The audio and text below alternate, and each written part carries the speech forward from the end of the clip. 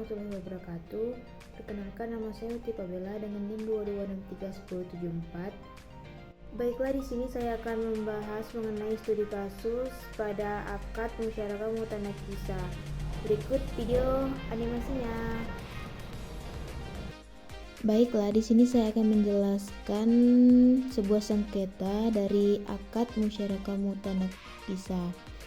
Sebelumnya saya akan menjelaskan apa itu akad musyarakah mutanakisah.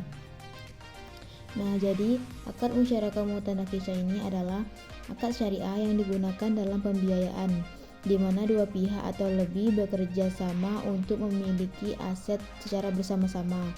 Tetapi porsi kepemilikan salah satu pihak akan berkurang seiring waktu.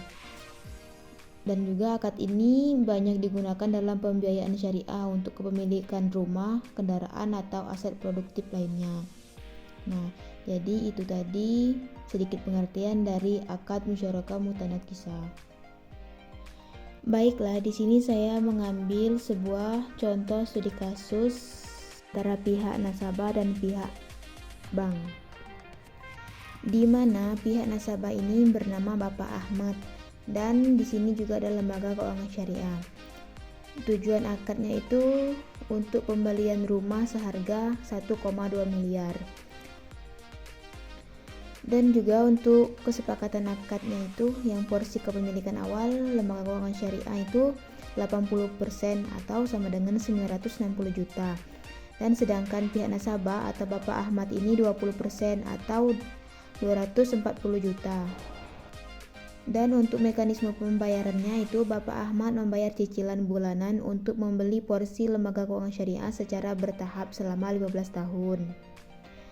Nah, dari cicilan tersebut itu terdiri dari cicilan angsuran pokok di mana untuk membeli porsi lembaga keuangan syariah, dan cicilan sewa sebagai imbalan atas penggunaan porsi lembaga keuangan syariah.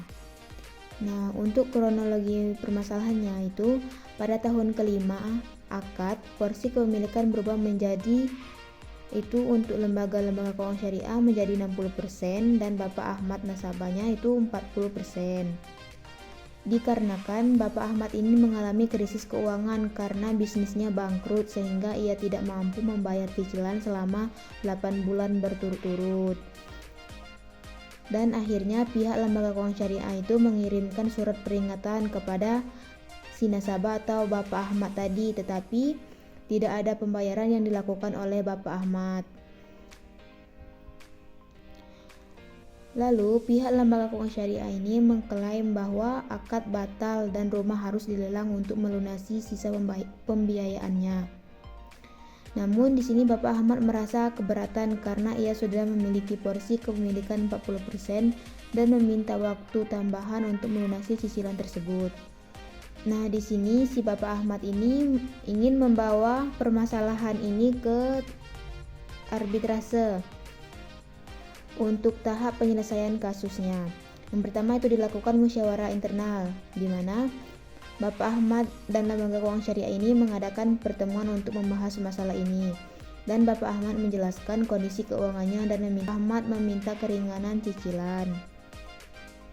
Namun dari hasil musyawarah tersebut, lembaga keuangan syariah menawarkan opsi restrukturisasi cicilan, tetapi Bapak Ahmad tetap merasa tidak mampu melanjutkan pembiayaan atau pembayaran dalam waktu dekat.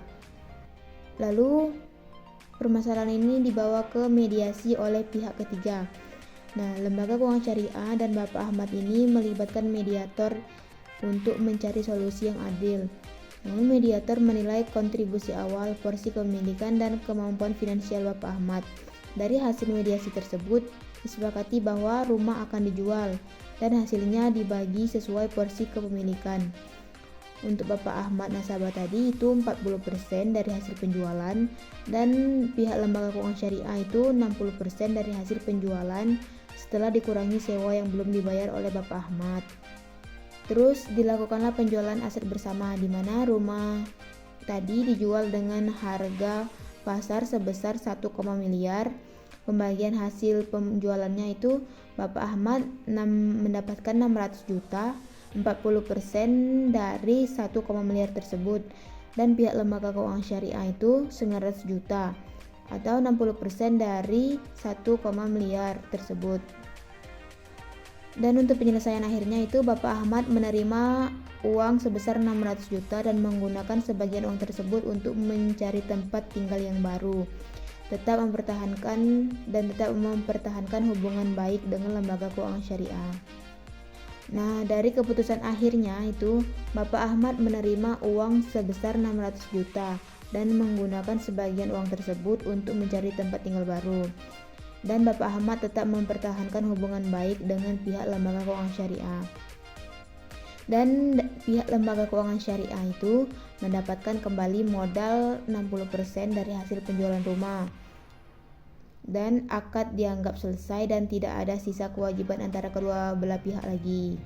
Jadi dapat disimpulkan dari sengketa tersebut itu kasus ini menunjukkan bagaimana akad musyarakah mutanakisah ini dapat diselesaikan dengan prinsip syariah yang mengutamakan keadilan, transparansi, dan musyawarah. Proses penyelesaian seperti ini menciptakan kepercayaan antara nasabah dan lembaga keuangan syariah. Baiklah, itulah tadi yang bisa saya sampaikan. Saya akhiri. Wassalamualaikum warahmatullahi wabarakatuh.